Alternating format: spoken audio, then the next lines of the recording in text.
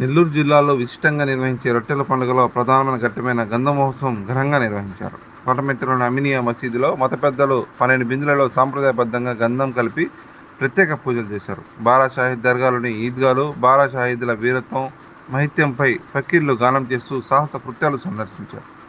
కడప దర్గా పీఠాధిపతి ఆరిఫుల్లా హుసేని ప్రత్యేక ప్రార్థనలు నిర్వహించి బారా షాహీద్ సమాధుల గంధాన్ని లేపనం చేశారు.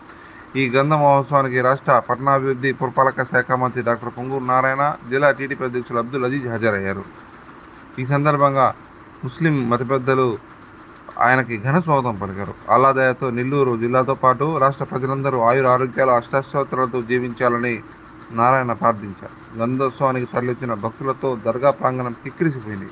బారా షాహీద్ వద్ద గంధాన్ని అందుకునేందుకు భక్తులు పోటీపడ్డారు. ఈ